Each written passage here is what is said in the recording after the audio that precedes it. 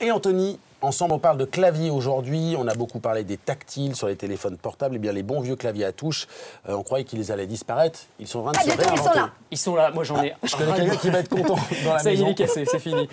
J'en ai un peu marre des claviers tactiles, je sais pas si vous êtes comme moi, mais il y a le fameux effet gros doigt, vous savez, quand vous écrivez un texto et que ça plante complètement parce que vous loupez une lettre sur deux, hein, finalement. Clairement. Alors voilà, la solution c'est ça, c'est ce qu'on appelle un clavier projeté. C'est un petit cube qui va être clipsé à votre téléphone et qui va projeter un clavier virtuel sur n'importe quelle surface et vous allez pouvoir taper dessus beaucoup plus confortablement que sur votre petit écran de téléphone. C'est sympa et en plus ça fait le même bruit que lorsque vous tapez sur un clavier d'ordinateur. Donc il y a ce petit effet et puis c'est très coloré, c'est très festif, moi j'aime bien. On a aussi le truc roulable.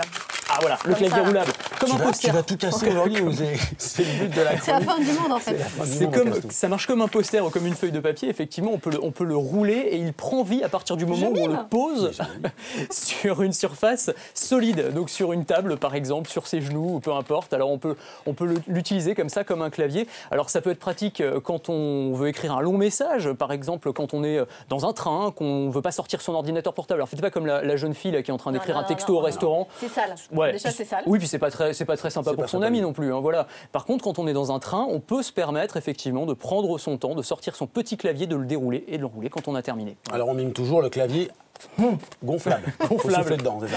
Gonflable. Alors comment ça marche le clavier gonflable? En fait c'est un prototype, hein, je vous explique.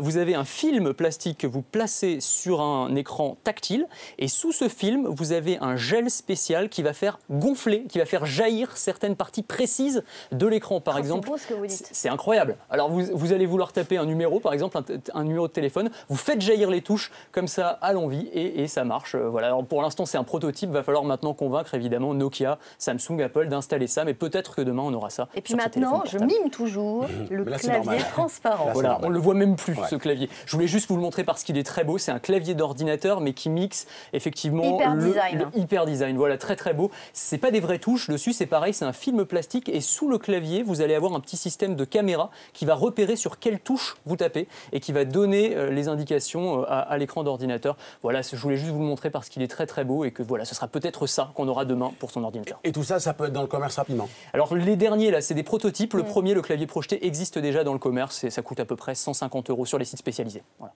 Un beau Une bonne idée pour le Père Noël. Merci beaucoup Anthony. Merci.